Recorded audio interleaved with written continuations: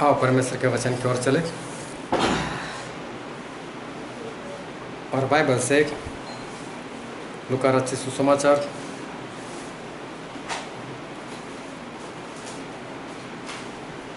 उसका 16वां अध्याय 19 से 31।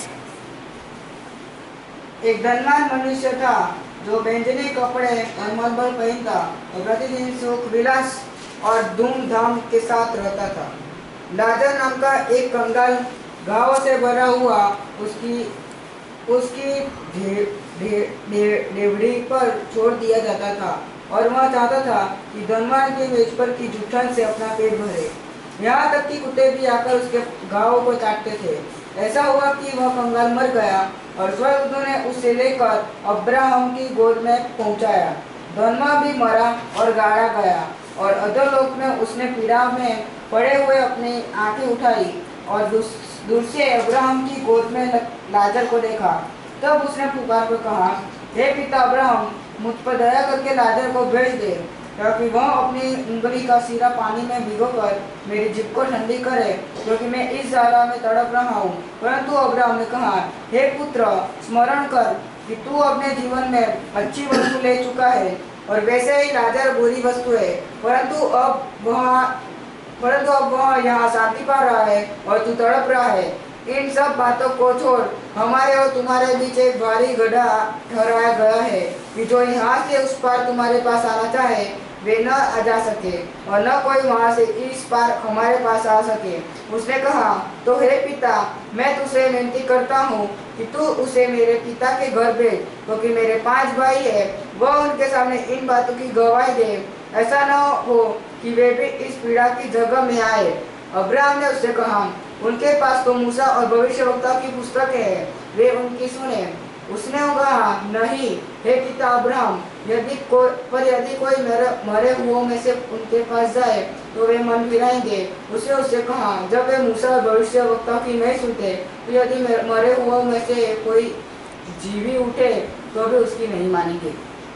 परमेश्वर पिता का वचन हमारे लिए बहुत ही आशीषित है और परमेश्वर पिता का वचन सच्चा है और बाइबल में लिखा है, यदि तू सच्चाई को जानेगा तो सच्चाई तुझे आज़ाद करेगी।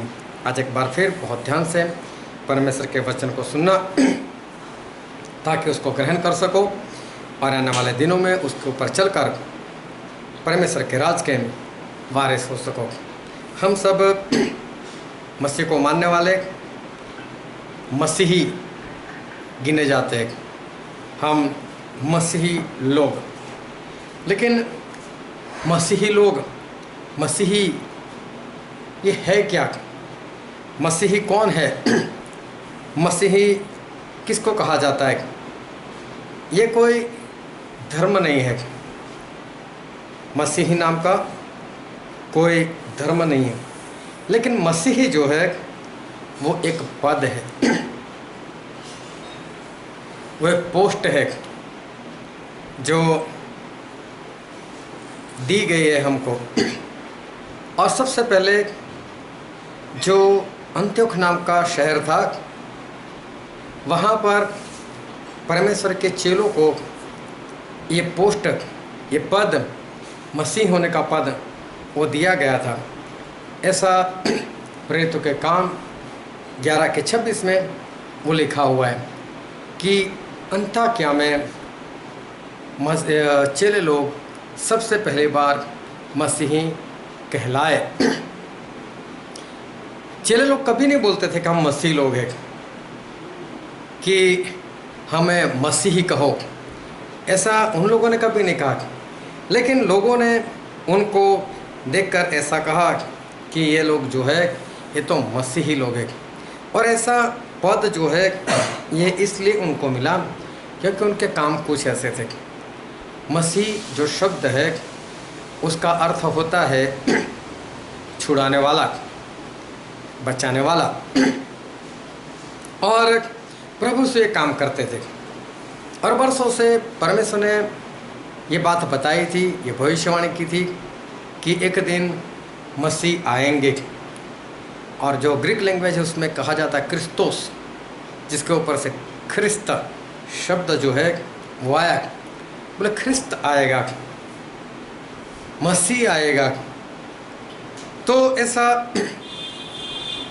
ऐसी भविष्यवाणी जो है वो वर्षों से हुई थी। और जब प्रभु यीशु आए तो प्रभु यीशु के काम कुछ ऐसे थे, लोगों को छुड़ाना, लोगों को बचाना, भूखों को खाना खिलाना, मुर्दों को जिंदा करना, बीमारों को चंगाई देना, ये सारी बातें जो थी वो प्रभु यीशु में थी। और प्रभु यीशु ये सारे काम करते थे। तो लोगों को सवाल होता था, बोले तू मसीह है क्या, तू मसीह है? ऐसा लोग प्रभु यीशु से वो पूछते थे। तो इसका मतलब ये हुआ कि मसीह का मतलब जो है वो है छुड़ाने वाला। लेकिन छुड़ाने वाला वो कब दूसरों को छुड़ाएगा, या जो बचाने वाला है वो दूसरों को कब बचाएगा? जब वो खुद बचा हो तो दूसरों को बचा सकता है। जो खुद नहीं बचा वो दूसरों को कैसे बचाएगा?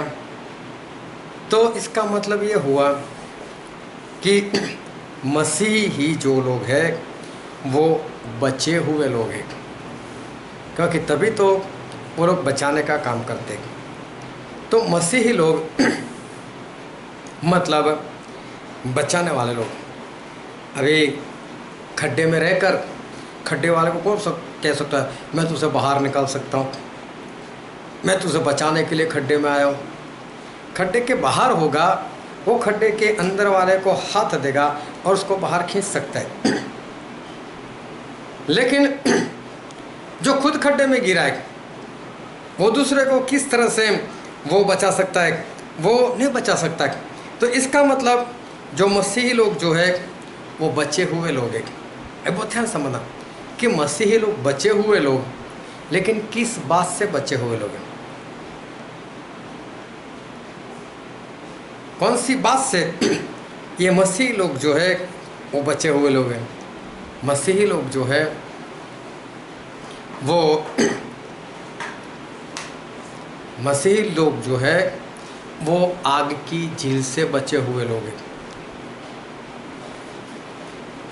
मसीही लोग आग की झील से बचे हुए लोग हैं। पौलुस जो है वो पौलुस आग की झील से बच गए। और पौलुस जो है वो आग की झील से बच तो गए, लेकिन पौलुस जो है वो कैसे बचे? वो आग की झील से वो कैसे बचे? पौलुस जो है वो मंडली को, कलीसिया को सताने वालों में से थे। जहाँ जहाँ पर लोग यीशु मसीह के ऊपर विश्वास करते थे उनको मारने वालों में से थे। जो परमेश्वर को मानते थे, यीशु मसीह को मानते थे, ऐसे लोगों को जेल में डालने वालों में से थे।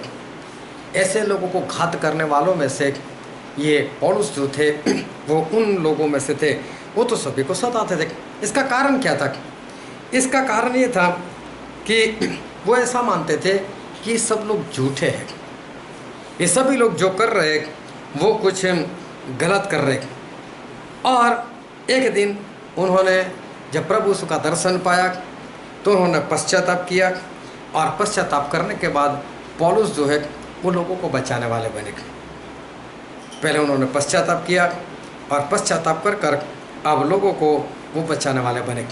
जक्कई जो था वो जक्कई भी बच गए, वो भी आग की झील से जो है वो बच गए।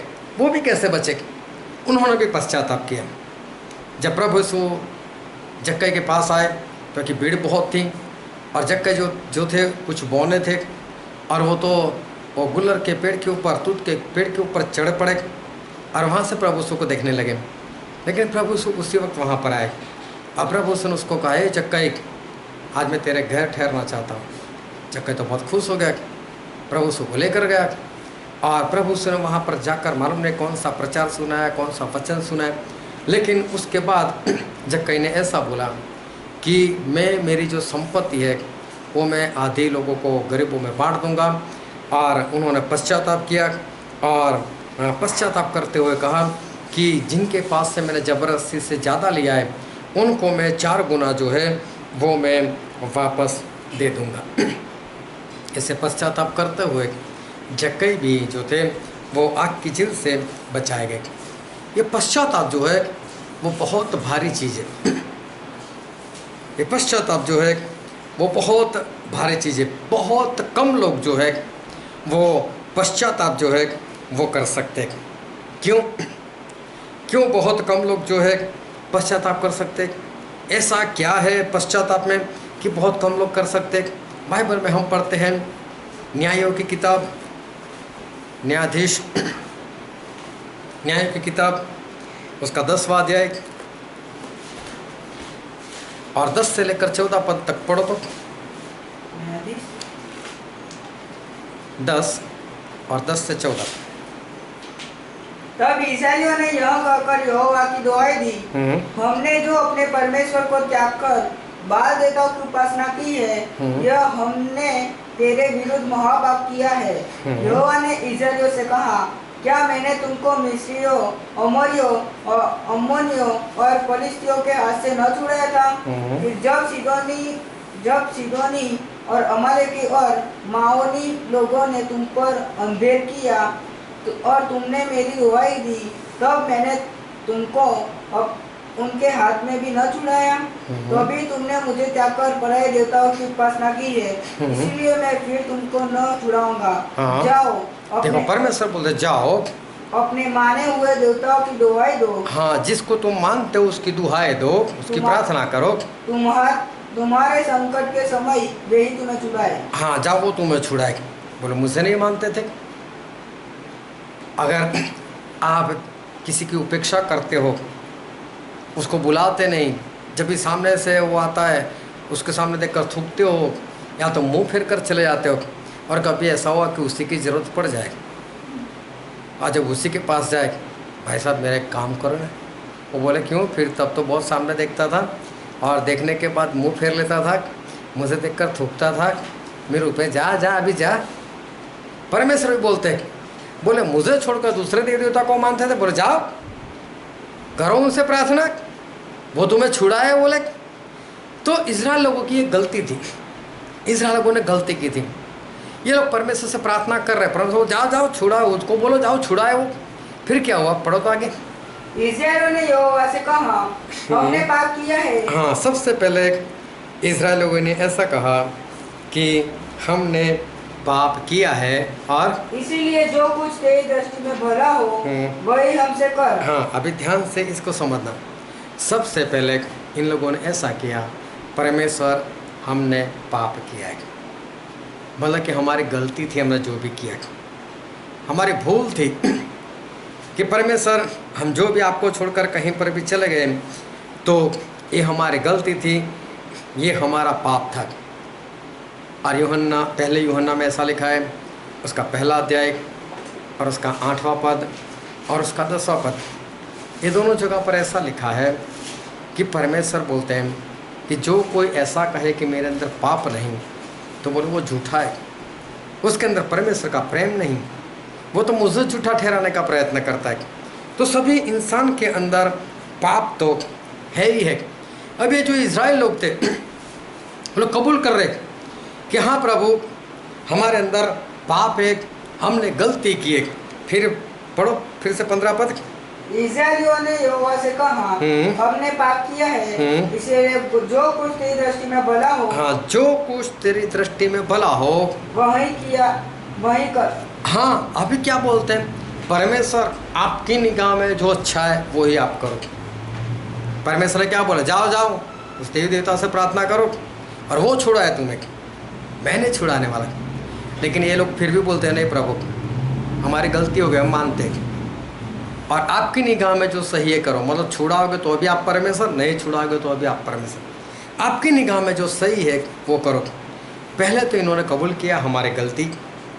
दूसरी बात इन लोगों ने किया कि पूरे दिल से समर्पण, प्रभु आप अगर अच्छा करो तो भी, बुरा करो तो भी, आपकी निगाह में जो सही है वो करो। हम ये नहीं बोलते कि छुड़ाओ ही छुड़ाओ, लेकिन आपकी निगाह में जो सही है वो करो। आप चाहे मार दो हमको, चाहे ख़त्म कर दो, चाहे बीमार कर दो, जो भी है आपको जो अच्छा लगे करो, लेकिन अभी ये जो प्रजा है उस प्रजा से तो हमको छुड़ाओ। क्या लिखा है आगे? परंतु अभी हमें छुड़ा। फिर 16 पद। तब वे पराये देवताओं को अपने मध्य में से दूर करके, हाँ, सबसे पहले दूसरी बात इन्होंने ये की कि जो पराये देव देवता को मानते थे उनको छोड़ दिया और यहोवा की उपासना करने लगे। और ये लोग परमेश्वर की उपासना करने लगे। और देखो इन लोगों ने ये काम किया, पराये देवी देवता के पास चले गए थे, विपत्ति में आ पड़े तो परमेश्वर से प्रार्थना की। परमेश्वर ने बोला जाओ जिसको मानते थे करो उसकी प्रार्थना, वही तुमको छुड़ाए।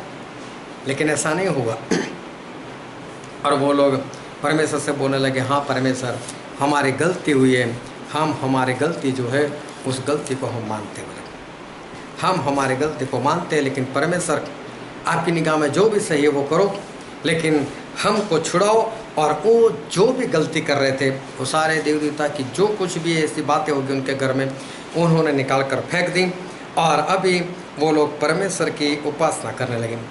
ये सबसे बड़ी बात यही है पश्चाताप में कि सबसे पहले तो गलती जो है वो गलती इंसान को माननी पड़ती कि हाँ मैं गलत था। और आज यही बात जो है वो सबको बहुत भारी लग रही है, गलती को माने, चाहे गलती हुई है चाहे उसने बुरा किया है, लेकिन सबसे बड़ी बात यही होती है गलती को माने। अगर हम किसी के आगे गलती मान ले तो फिर क्या होगा हमारा, हम तो नीचा हो जाएंगे, लोग हमारी बातें करेंगे। तो यही बात जो है वो लोगों से नहीं होती। आदम और हवा के वक्त कौन देखने वाला था, कोई भी तो नहीं। फिर भी आदम ने क्या बोला, तूने जो स्त्री दी है ना उससे फल खिलाए, कहाँ गलती को माना था। हाँ प्रभु गलती हो गई, नहीं माना गलती को। हवा को पूछा तो हवा बोलते वो सर्प ने खिलाया, बोले उसने मुझे भरमा है। ये गलती मानना जो है वो बहुत बड़ी बात होती है। जब मूसा परमेश्वर के पास गए और वहाँ पर 40 दिन 40 रात रुके, वहाँ परमेश्वर से बात होती रहती थी। परमेश्वर ने उस पत्थर की पट्टियों के ऊपर 10 हुक्म लिख कर दिए। ये सारी बातों में वहाँ पर 40 दिन लग गए। और यहाँ नीचे पहाड़ के नीचे जो इज़राइल के लोग थे सभी लोग हारून के पास आए और हारून को बोलने लगे, हारून बोले मूसा का क्या हुआ, हम तो नहीं जानते। बोले 40 दिन हो गए। तो बोले अभी हमारा आगे हमको आगे चलाने वाला देवता बना। बोले अभी इसका मतलब क्या मूसा देवता था, क्या मूसा परमेश्वर थे? मूसा तो परमेश्वर के कहने के अनुसार चलाते थे, लेकिन इनको कोई चाहिए। तो बोले मूसा का क्या हुआ, हम नहीं जानते। बोले हमारे देवता बना। अभी हारून तो डर गया, बोले सारे लोग हैं और मूसा तो मेरे पास है भी नहीं। बोले काम करो, बोले सोना के गहने जो आपने पहने वो मुझे निकाल कर दे दो। और सोना दिया, इसने आग में डाला और आग में डालकर उसको पिघला कर और फिर खोद कर उसका एक बछड़ा बनाया। और बछड़ा बनाने के बाद ऐसा कहा, देखो ये तुम्हारा यहोवा, इसको बलि करो। और बोले कल यहोवा के लिए पर्व भी मनाया जाएगा। बनाया बछड़ा, नाम दे दिया उसी को यहोवा। अभी परमेश्वर ने मूसा को बोला, मूसा जल्दी से नीचे जाओ, तेरे लोग भटक चुके, बछड़ा बनाया है, पूजा कर रहे उसकी। मूसा ऊपर से नीचे आ रहे थे, लेकिन आधे रास्ते से देखा होगा और बोले सही में ये लोग तो क्या कर रहे हैं। मूसा को क्रोध आया, जो 10 हुक्म लिखे थे वो पत्थर फेंक दिए, इनके बीच में आए, इनके बीच में आकर सभी को दंड दिया। हारून को बोला, हारून तूने क्या किया? बोले हाँ पता है हारून ने क्या जवाब दिया था। हारून ने ऐसा बोला कि मूसा मैंने आग के अंदर सोना डाला तो बोले अंदर से बछड़ा बाहर आ गया। उसको पढ़ना पता चलेगा। सही में उससे खोद कर अच्छे से बनाई थी मूर्ति, पूरा टाइम उसके पीछे लिया था। बोले मूसा ऐसा हुआ ना कि मैं डर गया कहीं ये लोग मुझे मार ना दे। तो बोले मैंने जैसे ही आग में सोना डाला, बोले अंदर से बछड़ा बाहर आ गया। अब ऐसे कैसे आग में सोना डालो और अंदर से बछड़ा बाहर आए? गलती जो है वो गलती को मानना, खुद की गलती को मानना बहुत बड़ी बात होती है। हारून ने भी नहीं माना कि हाँ मैंने अच्छी तरह से ये खोद कर ही मैंने इस मूर्ति को बनाया। शाऊल ने एक बार होम बलि दे दी। शमूएल वहाँ पर पहुँचे और शमूएल ने बोला कि शाऊल तूने ये क्या किया? बोला तू लेट आया।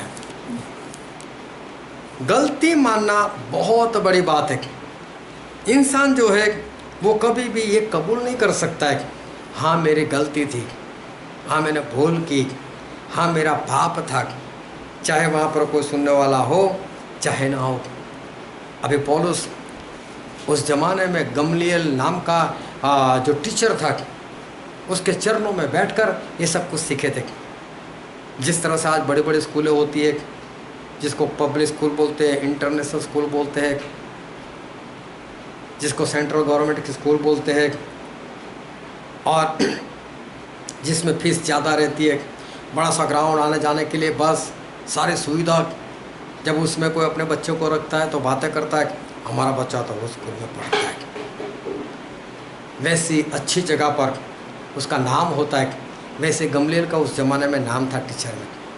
और पौलुस जो थे वो गमलीएल के पास बाइबल सीखे थे, लेकिन जो बाइबल सीखे थे सारी शिक्षा तो उल्टी मिली थी। यीशु वो तो मसीह है ही नहीं, पौलुस तो यही सीखे थे, नहीं मसीह वाली बात उसमें नहीं है। और इसीलिए तो जो लोग मसीह को मानते थे उनको मारता था, उनको जेल में डाल देता था, इसीलिए तो उनको परेशान करता था।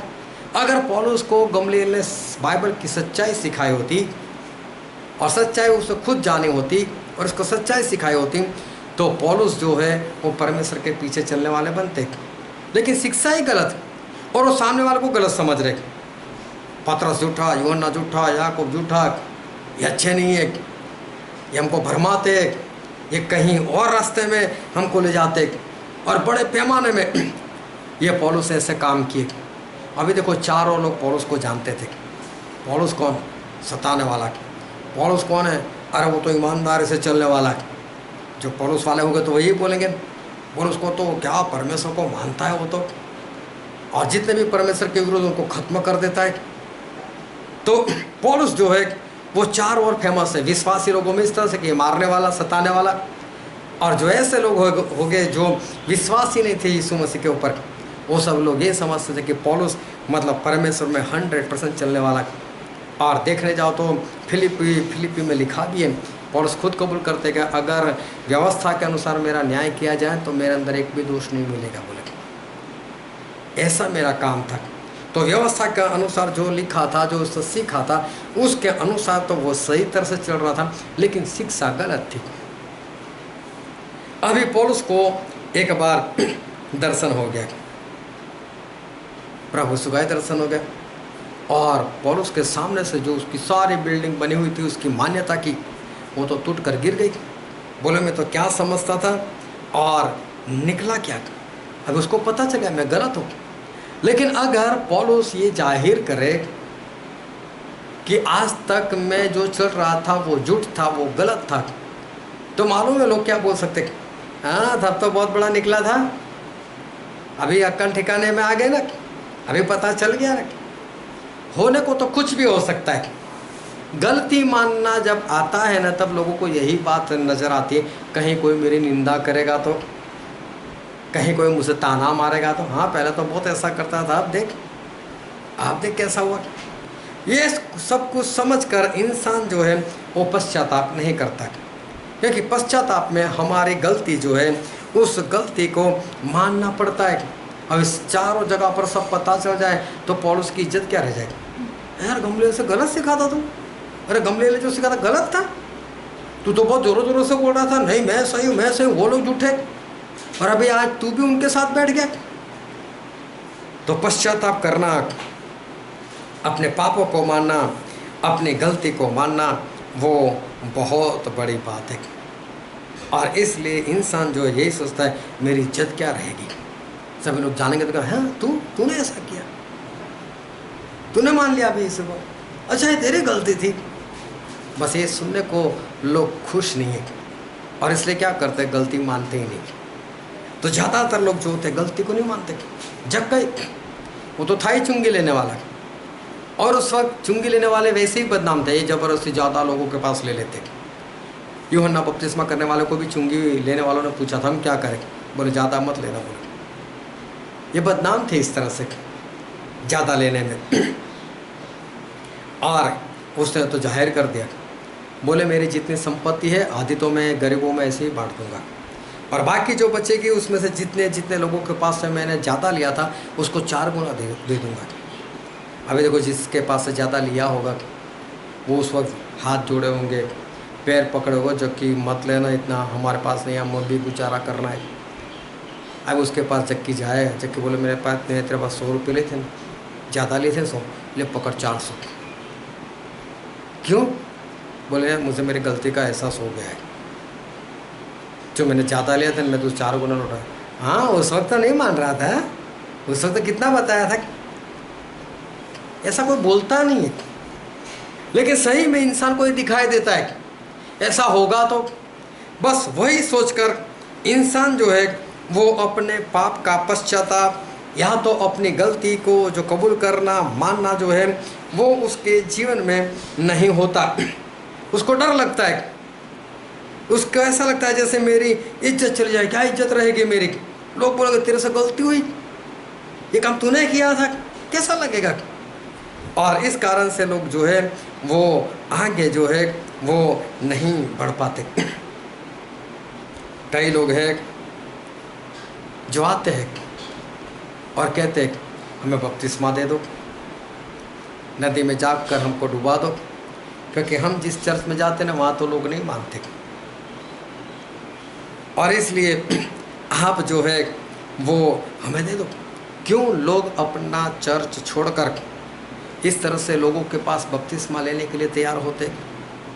क्योंकि वो लोग मानते नहीं। अगर उनके चर्च वाले मानने लग जाए हाँ बाइबल में सही लिखा है कि बपतिस्मा का मतलब ही होता है डूबना, तो बपतिस्मा में तो डूबना होना ही चाहिए। चलो आज तक चाहे बरसों तक गलती हो गई कोई बात नहीं, बरसों तक भूल हो गई कोई बात नहीं, लेकिन हम मानते हैं चलो भाई अभी जिनको चाहिए वो पश्चाताप करे और हम उनको बपतिस्मा दे देंगे नए सिरे से। पौलुस ने भी तो दिया था दूसरी बार, तो सभी लोग दे सकते।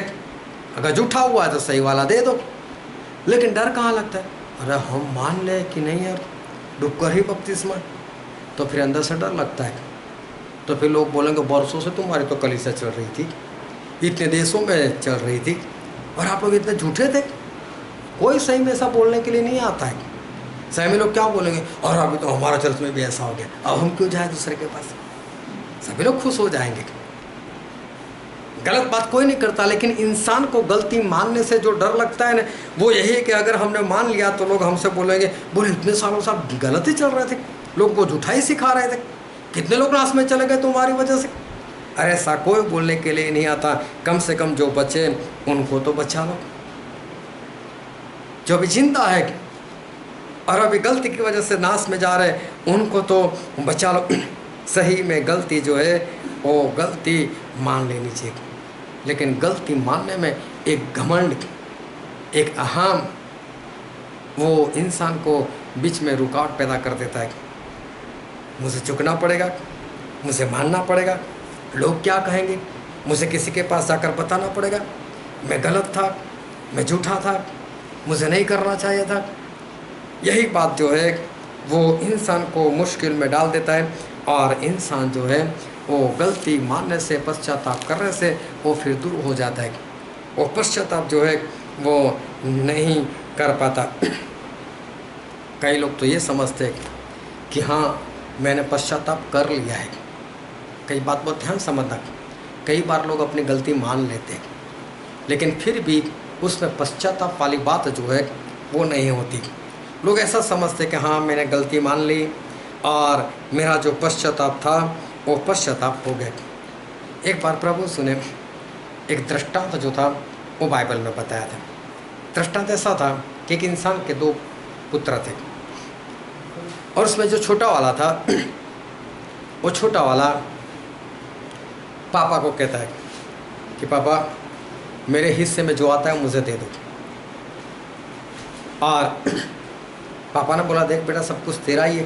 बोले नहीं नहीं हम 2 भाई हैं, जितना मेरे हिस्से में आता है मुझे दे दो। आखिर में बाप ने उसके हिस्से में जो भी बनता था बेटे को दे दिया। बेटा ने कैश करवा लिया और वहाँ से वो भाग गया।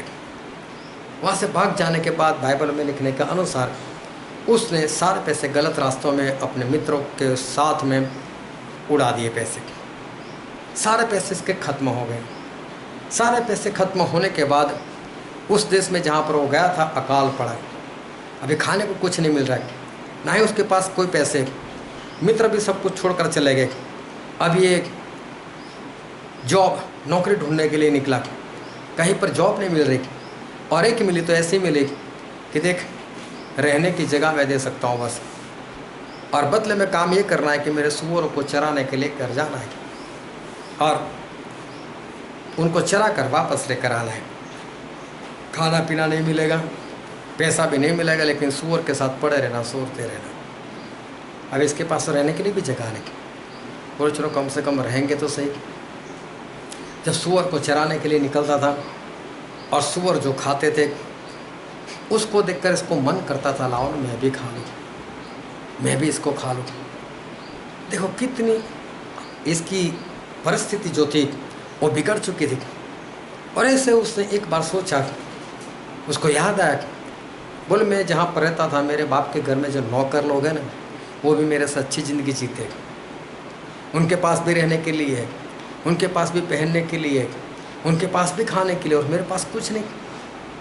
बोले इधर उधर भटकने से अच्छा मैं मेरे बाप के पास से जाता हूँ और मेरे बाप से कहता हूँ कि मेरे बाप मेरे से गलती हो गई, और फिर मैं मेरे बाप से कहूँगा कि पिता मुझे अपना बेटा नहीं लेकिन नौकर ही मान लो। और हम पढ़ते लूका में इसका 15 अध्याय और 16, 17, 18 पद। और वह चाहता था कि उन फलियों से जिन्हें सूअर खाते थे अपना पेट भरे, और उसे कोई कुछ नहीं देता था। जब वह अपने आप में आया तब कहने लगा, मेरे पिता के कितने ही मजदूरों को भोजन से अधिक रोटी मिलती है और मैं यहाँ भूखा मर रहा हूँ। मैं अब उठकर अपने पिता के पास जाऊँगा और उसे कहूँगा कि पिताजी, मैंने स्वर्ग के विरोध में और तेरी दृष्टि में पाप किया है। अब इस योग्य नहीं रहा कि तेरा पुत्र को लाओ, मुझे अपने एक मजदूर के समान रख ले। अभी देखो इससे नहीं सोचा कि मेरा क्या होगा क्या नहीं, लोग बोलेंगे या बाप बोलेगा तेरी गलती, क्यों ऐसी गलती की, इससे कुछ नहीं सोचा। लेकिन सोचा चलो मैं तो मेरे बाप के पास जाता हूँ और मेरे बाप से कहूँगा अब बेटा कहलाने के लिए योग्य मैं नहीं रहा, लेकिन एक नौकर की तरह मुझे यहाँ पर रख, चाहे नौकर की तरह रखे, लेकिन खाना पीना तो मिल जाएगा, पहनने के लिए तो मिल जाएगा, रहने के लिए तो मिल जाएगा। ये सोचकर इसने ये काम जो है वो काम किया। फिर हम बाइबल में पढ़ते हैं उत्पत्ति का पुस्तक इसका 50वां अध्याय, और वहाँ जो यूसुफ था और यूसुफ के जो भाई लोग थे, जिस भाई लोगों ने यूसुफ को मारकर खड्डे में डाल दिया था, वहाँ से निकालकर उसको बेच दिया था, जो यूसुफ से बैर रखते थे और बरसों हो गए थे। अभी यूसुफ जो है वो वहाँ का प्रधानमंत्री बन चुका था मिस्र का, और ये सारे लोग जो है उसके भाई लोग वो वहीं पर यूसुफ के साथ रहने के लिए आ गए थे। और उस वक्त याकूब जो थे, जिनका नाम इज़राइल रखा था, वो याकूब मर गए थे, इनके पिता मर गए। और हम बाइबल में पढ़ते उत्पत्ति इसका 50वां अध्याय और 15, 16, 17 पद। जब यूसुफ के भाइयों ने देखा कि हमारा पिता मर गया है, तो कहने लगे, कदाचित यूसुफ अब हमारे पीछे पड़े, जितनी बुराई हमने उससे की थी सबका पूरा पलटा हमसे ले। इसलिए उन्होंने यूसुफ के पास यह कहला भेजा, तेरे पिता ने मरने से पहले हमें आज्ञा दी थी, तुम लोग यूसुफ से इस प्रकार करना, यह हम विनती करते हैं कि तू अपने भाइयों के अपराध और पाप को क्षमा कर। हमने तुझसे बुराई की थी, पर अब अपने पिता के परमेश्वर के दासों का अपराध क्षमा कर। उनकी ये बातें सुनकर यूसुफ रो पड़ा। हाँ, अभी देखो, अगर याकूब ने बोला और वो भी मरते वक्त, तो क्या यूसुफ वहाँ पर नहीं थे? ये सभी बोल रहे कि मरते वक्त हमारे पिता ने कहा था, और ऐसे यूसुफ हम तुझसे कहते हैं हमें क्षमा कर दे, जो भी हमसे गलती हो गई, जो भी हमसे गुनाह हो गया, और तू उस गलती को माफ़ कर, और हमारे साथ तो ऐसा कुछ भी व्यवहार जो है वो ना करना। जब इज़राइल के लोग मिस्र देश से आज़ाद हुए, रास्ते में थे और चलते चलते वो कनान देश के पास पहुंच गए। बस अब एक लड़ाई करनी थी और ये लोग जीतने वाले थे।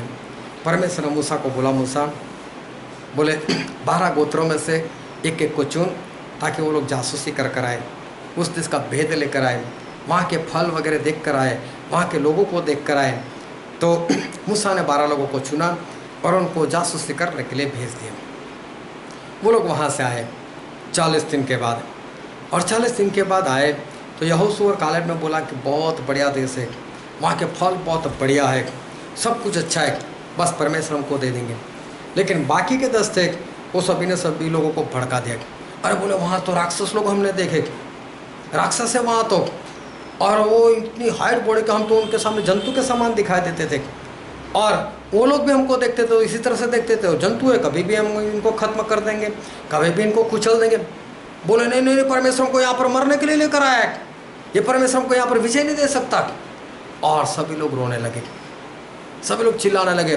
बोले चलो हम वापस मिस्र को चलते, बोले हम अगुए बनाते, और वो अगुए हमको जाकर फिरौन से बोलेगा कि फिरौन हमको वापस गुलाम बना लेना। अभी देखो कितनी भयानक सी बात है। इन लोगों ने बहुत सारे चमत्कार देखे थे, लेकिन ऐसी घटना हो गई तो परमेश्वर का क्रोध भड़का। परमेश्वर का क्रोध भड़का। परमेश्वर ने मूसा को बोला, इनको बोल दे कि आपने जितने दिन जासूसी की, एक दिन के लिए 1 साल, मतलब 40 दिन के लिए 40 साल तक, अब मैं तुम्हें विश्राम के देश में नहीं लेकर जाऊंगा। अब मैं तुमको यहीं पर इधर उधर भटकाया करूंगा, यहाँ तक ये जितने लोग जासूसी करने के लिए गए थे और जितने लोग मिस्र देश से निकले थे, जिनकी गिनती की गई थी, जो 20 साल से ज़्यादा उम्र के पुरुष लोग थे, वो 6,03,550 है। उसमें से यहोशू और कालेब को छोड़कर 6,03,548 को मैं रास्ते में ख़त्म कर दूंगा। अब मैं इनको वहाँ पर नहीं पहुँचने दूंगा। और मूसा ने सबको बोल दिया। बोले हम पास में आ गए थे, बस एक लड़ाई, हम अंदर, हमको देश मिल जाता, हम अपने घर में रहने लग जाते, हमें खेत मिल जाता, हमें अंगूर की बहारें मिल जाती, सब कुछ था। आप लोगों की वजह से ये ऐसा हो गया कि अब 40 साल तक नहीं जा पाओगे। अब परमेश्वर बढ़ के बोले, उनका क्रोध भड़का है। जब इन लोगों ने सुना 40 साल, बोले कब से हम चलते चलते चलते आ रहे, और अभी और 40 साल, कैसा लगे? बोले 40 साल कौन अभी इधर उधर पटके, अरे चलो हम जाते हैं, हमने पाप किया है, हमने पाप किया है, चलो हम लड़ाई करने के लिए हम लोग जो है वो चले जाते हैं। और बाइबल में पढ़ो गिनती का पुस्तक, उसका 14वां अध्याय और उसका 40वां पद।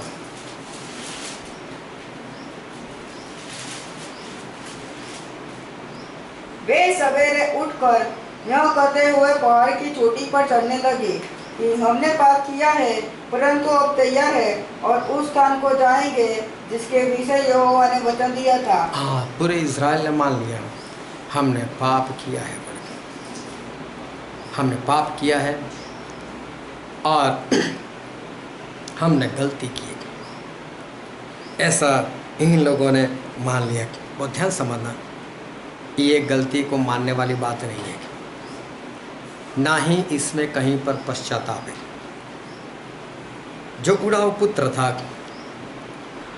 अगर उसको अच्छी जॉब मिल जाती, अगर उसको तनख्वाह मिलती, अगर उसको पैसा मिलता, उसको खाने को मिलता, रहने को मिलता, तो क्या वो अपने बाप के पास जाने वाला था? तब वो अपने बाप के पास नहीं जाने वाला था।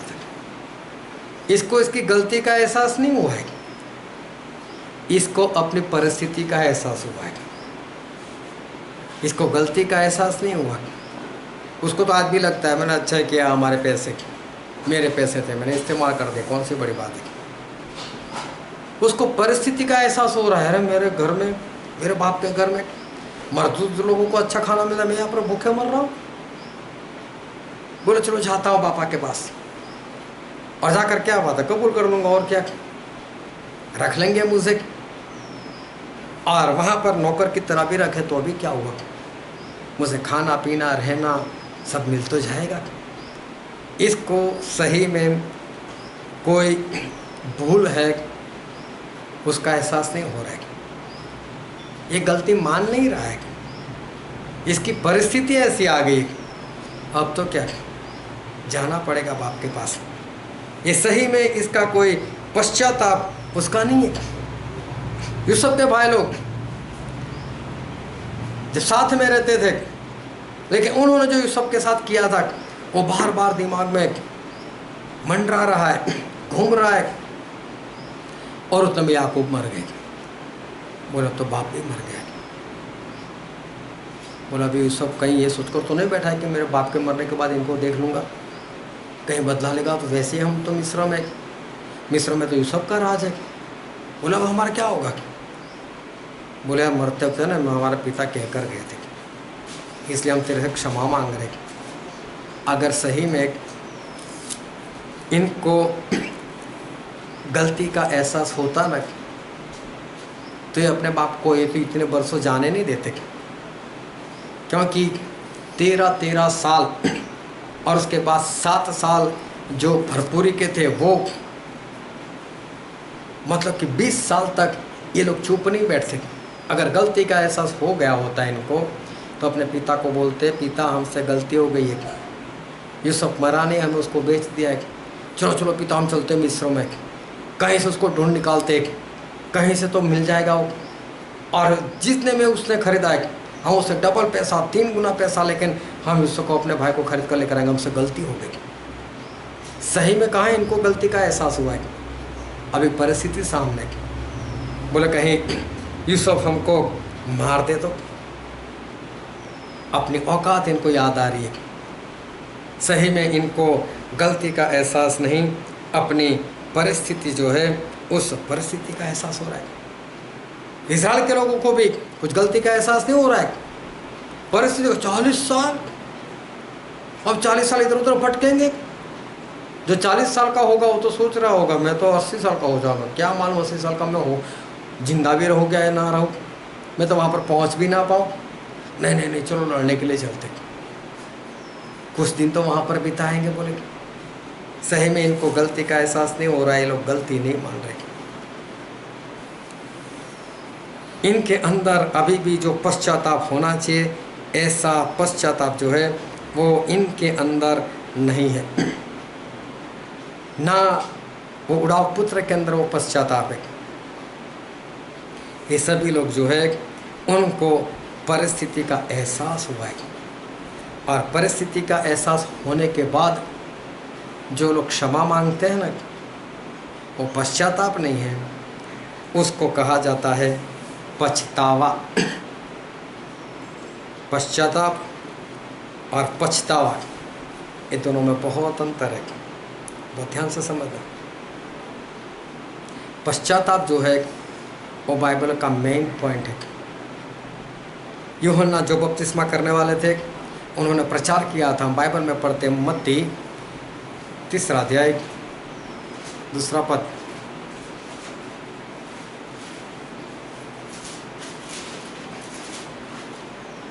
मन फिराओ क्योंकि स्वर्ग का राज्य निकट आ गया है। मन फिराओ मतलब पश्चाताप करो क्योंकि स्वर्ग का राज निकट आया है। फिर उसका 4 का 17 पढ़ो।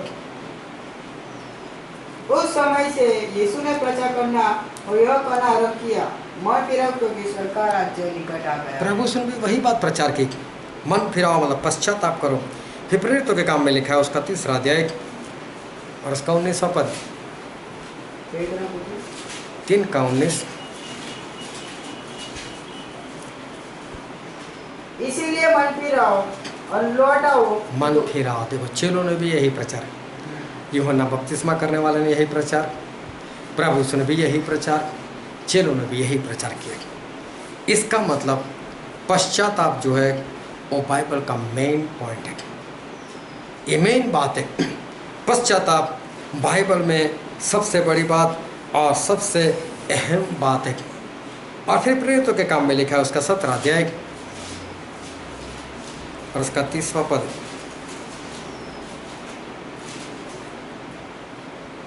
इसीलिए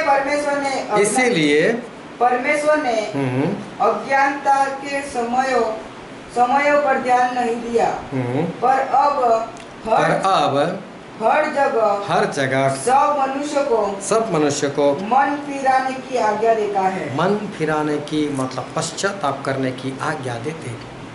देखो अभी परमेश्वर की आज्ञा है, मन फिराओ, मतलब कि पश्चाताप करो। ये परमेश्वर अभी सभी इंसान को हर जगह ऐसा लिखा है, हर जगह पर परमेश्वर ये आज्ञा दे रहे हैं कि मन फिराओ। फिर दूसरे पत्रस में लिखा है, दूसरा पत्रस उसका 3रा अध्याय और उसका 9वां पद। प्रभु अपनी प्रतिज्ञा के विषय में देर नहीं करता। हाँ, परमेश्वर जो वचन देते हैं उसको पूरा करने में कभी देर नहीं करते।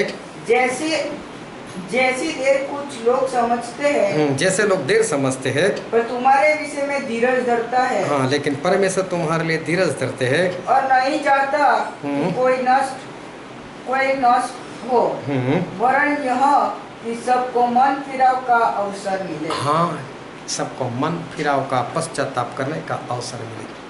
सही में परमेश्वर लोगों को पश्चाताप करने का वक्त दे रहे हैं। हमारे परमेश्वर देर नहीं कर रहे, लेकिन हमारे परमेश्वर लोगों को मन फिराने का, पश्चाताप करने का वक्त देते हैं। ये देखो, पश्चाताप वो बाइबल में मेन बात है, सबसे मेन बात है। चाहे झुकना पड़े, गलती माननी पड़े, लेकिन पश्चाताप जो है वो फायदेमंद है। ध्यान से समझो कि चाहे झुकना पड़े, चाहे हजारों के आगे, चाहे 2 लोगों के आगे ये कबूल करना पड़े कि हाँ मेरी गलती थी, लेकिन ये बात जो है वो हमारे फायदेमंद है। पश्चाताप करना वो हमारे लिए फायदेमंद है, क्योंकि प्रेरितों के काम में लिखा है, प्रेरितों के काम इसका 2रा अध्याय और 38 पद।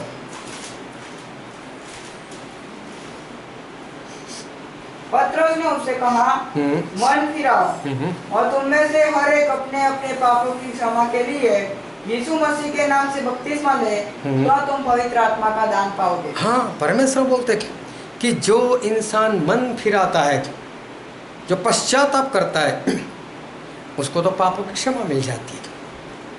तो पश्चाताप करना वो हमारे लिए फायदेमंद है, उससे हमें पापों की क्षमा मिल जाती है और एक नया जीवन जो है वो नया जीवन भी हमें मिल जाता है। 99 के लोगों को देखो, बस 40 दिन थे आखिरी, परमेश्वर की ओर से आवाज़ आ चुकी थी, यूनाने बोल दिया था 40 दिन के बाद इस जगह का परमेश्वर नाश कर देंगे, लेकिन उन्होंने पश्चाताप किया तो पापों की क्षमा मिल गई ना, पश्चाताप किया तो नया जीवन मिल गया ना। 40 दिन के बाद भी वो तो जीवित रहेगी। अगर वो लोग पश्चाताप नहीं करते, गलती नहीं मानते, तो फिर वो लोग 40 दिन के बाद वो लोग खत्म हो जाते। तो पश्चाताप जो है वो तो फायदेमंद है। पश्चाताप करने से पापों की क्षमा मिलती है और पश्चाताप करने से हमें एक नया जीवन मिलता है और आने वाले दिनों में अनंत जीवन भी मिल जाएगा। लेकिन पछताने से, इस शब्दों को याद रखना, पछताने से कोई फायदा नहीं होता, पछताने से कुछ भी नहीं होता। समझो कोई लड़का है जवान, उसकी आदत है स्पीड में ही बाइक चलाओ, कभी भी 80-90 बस नीचे चलता ही नहीं। जितने लोगों ने देखा उतने लोगों ने उसको बोला, उसके बाप ने उसको डांटा, उसके भाई ने उसको डांटा, उसके रिश्तेदारों ने उसको डांटा, उसके आसपास वालों ने उसको बोला मत चला, इतनी स्पीड में मत चला, मत चला, मत चला, मत चला। और एक बार क्या हुआ, चाहे स्लिप हो गया, चाहे गिर गया, चाहे खड्डा आ गया, चाहे पत्थर आ गया, चाहे एक्सीडेंट हो गया, जो भी होगा, दोनों पैर टूट गए। अभी अस्पताल में पड़ा है, दोनों पैर ऐसे बांध कर रखे, प्लास्टर लगा हुआ है, अब पेट भरकर खाना नहीं खा सकता, दर्द कर रहा है, चल नहीं सकता, अब पेशाब करने के लिए नहीं जा सकता, नहाने के लिए नहीं जा सकता। ये सारी परिस्थिति देखकर अभी वो पछता रहा है, काश यार मैंने इतनी स्पीड में गाड़ी नहीं चलाई होती। अभी पछता रहा है, तो पछताने से पैर ठीक हो जाएगा? पछताने से पैर ठीक नहीं होते। वो जैसे है वैसे ही रहेंगे। उसको जो भुगतना है वो भुगतना ही पड़ेगा। हाँ, अगर वो पश्चाताप कर लेता, लोगों से गलती की क्षमा मांग लेता और अपनी जो गलती हो रही थी स्पीड में चलाने को उसको छोड़ देता, ये नौबत नहीं आती, फिर तो उसको दोनों पैर बच जाते ना। तो पश्चाताप जो है वो फायदेमंद है, लेकिन पछताने से कुछ नहीं होता। और इंसान पछताता कब है? जब उसकी परिस्थिति बिगड़ जाती है। अब क्या, जो दो पैर टूटे हैं वो तो टूटे के टूटे ही रहेंगे। वो तो जब महीने के बाद, 2 महीने के बाद, 6 महीने के बाद जब अच्छे होंगे तब, वरना उसको तो उस पैर को लेकर जो भी भुगतना है वो तो उसको भुगतना ही पड़ेगा। तो पछतावा जो है उससे जो फायदा होना चाहिए ऐसा कोई फायदा नहीं है, लेकिन फायदा जो है वो तो पश्चाताप में है। फायदा तो पश्चाताप में है। वो ध्यान से वचन को समझते रहना। आखिरी दिन और उसके भी आखिरी वक्त चल रहा है। परमेश्वर का आना समझो बहुत ही निकट है। ऐसी बीमारी फैल चुकी है कि लोग इंतजार कर रहे हैं आज खत्म हो, कल खत्म हो, खत्म होने का नाम नहीं ले रही। सभी लोग अपने घर में बंद है। मालूम नहीं लॉकडाउन कब खुलेगा। लोगों को अभी से डर लग रहा है, मेरी जॉब रहेगी या नहीं रहेगी, मेरे पैसे रहेंगे या नहीं रहेंगे, कब बाहर जाने को मिलेगा या नहीं मिलेगा, आने वाले दिनों में और कैसी परिस्थिति आएगी। सभी लोग डर रहे क्या होगा क्या नहीं। और बाइबल में लिखने के अनुसार मालूम नहीं इसके बाद तो कैसी कैसी विपत्तियां और आएगी। उस वक्त क्या होगा? प्रभु यीशु का आना बहुत निकट और बहुत ही पास में हो गया। लोग बोलते रहते थे, चिल्लाते रहते थे, मानो मानो प्रभु यीशु का आना निकट है निकट है, लेकिन लोग नहीं मानते थे। लेकिन अब वही दिन लोगों को याद आने लगे, मालूम नहीं अब क्या होगा और कैसा होगा, किस तरह से हमारी ज़िंदगी जाएगी। बहुत लोगों ने आज तक बहुत मजाक उड़ाया। सच्चा बपतिस्मा, दूसरी बार बपतिस्मा की बात, डुबाकर बपतिस्मा की बात, बहुत लोगों ने मजाक उड़ाया। लेकिन कल पछताना ना पड़े, इसलिए आज पश्चाताप कर लो। कल पछताना पड़े कि अच्छा होता अगर हमने बपतिस्मा ले लिया होता, फिर उस परिस्थिति को आप नहीं बिगाड़ सकोगे। लेकिन अगर पश्चाताप कर लोगे और सच्चा बपतिस्मा ले लोगे तो बचाए जाओगे।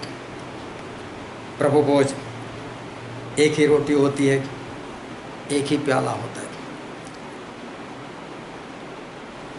ये कौन सा नया कानून? ये बाइबल में लिखा है।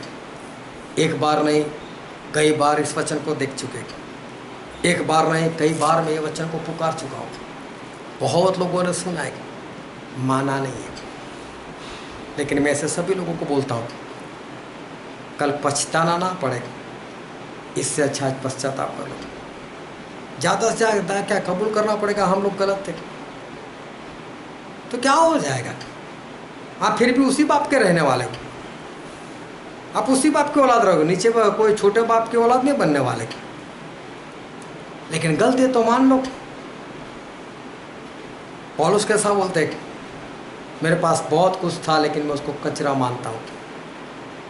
उन्होंने पश्चाताप कर लिया, गलती को मान लिया। हाँ, गमले से गलत सीखा था और क्या, मैं लोगों को सताता था, मैं गलत कर रहा था, उसमें क्या है, बचाए गए ना।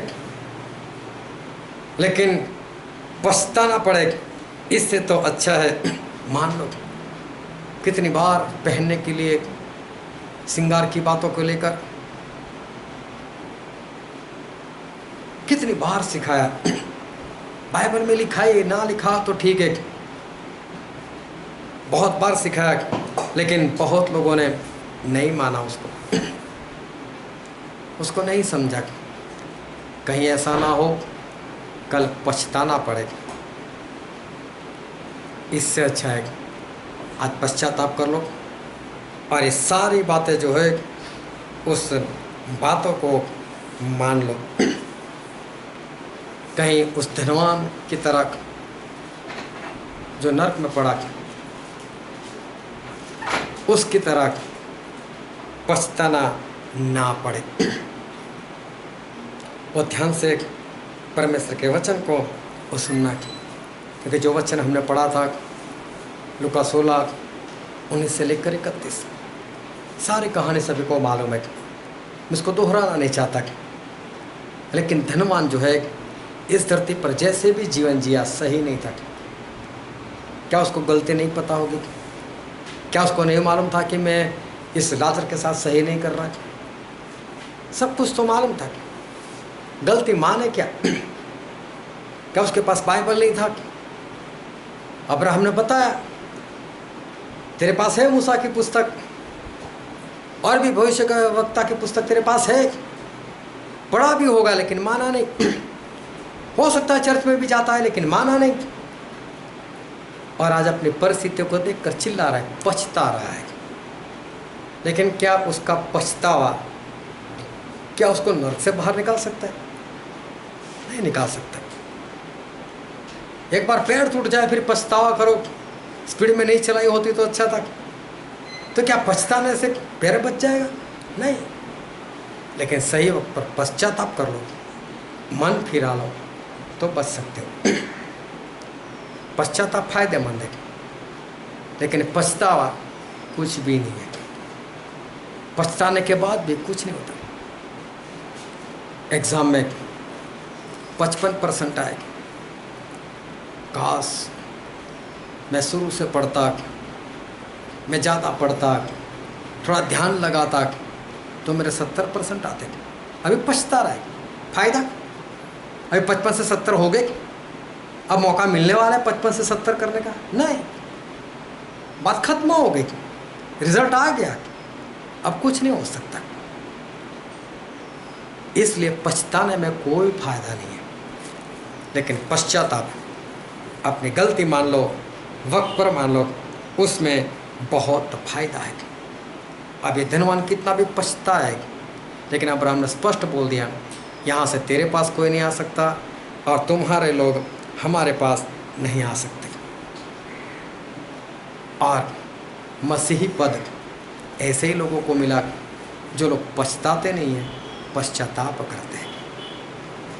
सभी ने पश्चाताप किया, पापों की क्षमा पा ली, प्रभु से आत्मा को पा लिया, लोगों को बचाने के लिए निकल गए। तो बोले हाँ, ये तो मसीही लोग हैं, ये कोई धर्म नहीं है, पद है हमारा। लेकिन मसीही नाम लगाने से हम मसीह नहीं बन सकते। एक भाई साहब को पूछा, बोले तुम्हारा नाम क्या है? बोले PK मसीह। एक को पूछा तो बोले बीड़ी मसीह। ये बीड़ी पीकर मसीह, वो शराब पीकर मसीह।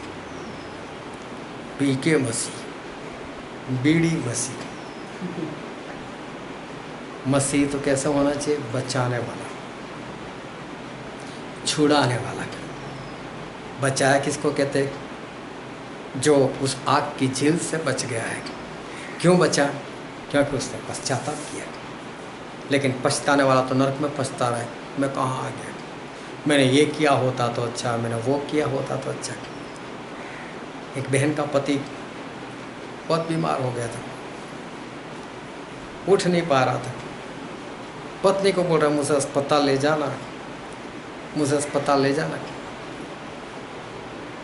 ले जाऊंगी, ले जाऊंगी, इतना काम ख़त्म कर दो, ये काम खत्म, कल ले जाऊंगी, परसों ले जाऊंगी। वो मर गया। मरने के बाद उसकी अंतिम क्रिया हो गई। फिर लोग घर पर आते हैं ना बैठने के लिए, तब रो रो कर बोले, अगर मैं उसको अस्पताल लेकर गई होती, अगर मैं उसको अस्पताल लेकर गई होती, बच जाता, वो बच जाता। किसी ने बोला, अब विधवा होने के बाद पछताने से क्या फायदा? ये जो समझ थी ना, वो जिंदा था तब आनी चाहिए थी तुझे। अब ये समझ अब आती, क्या फ़ायदा? अब तेरा पति जिंदा होकर आ जाएगा, अब नहीं होने वाला। पश्चाताप में फ़ायदा है, पछताने में कोई फ़ायदा नहीं। और इसलिए पश्चाताप करो ताकि कल उठकर उस धनवान की तरह पछताना ना पड़े। आओ हमारे आंखों को बंद करें, हमारे मस्तकों को प्रभु से आगे झुकाए, जो राजाओं के राजा है, जो प्रभु के प्रभु है। मेरे प्रियो,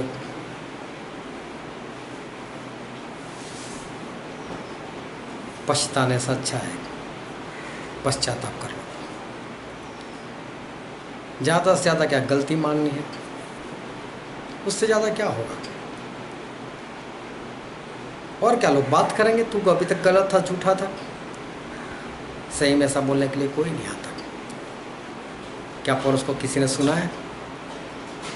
बाद यीशु का विरोध करता था, आना पड़ा रहा तो यीशु के पास, बोला किसी ने? आपको भी कोई नहीं बोलने वाला।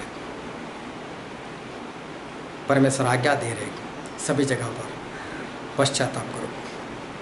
बाइबल की मेन बात है पश्चाताप करो। पश्चाताप करने से पापों की क्षमा मिलती है और आने वाले समय में स्वर्ग भी मिलेगा, उसमें फायदा है। लेकिन पछताने से कुछ नहीं होगा। जिस दिन नरक में पड़ गए और वहाँ पर पछताया, अगर मान लिया होता तो अच्छा था, मान लिया होता तो अच्छा था, क्या फ़ायदा? फिर कुछ नहीं होने वाला। इसलिए पश्चाताप करो ताकि आने वाले दिनों में पछताना ना पड़े। ये वचन समझने के लिए, ग्रहण करने के लिए, उसके अनुसार चलने के लिए प्रभु की कृपा हम सभी पर होने पाए। Thank you.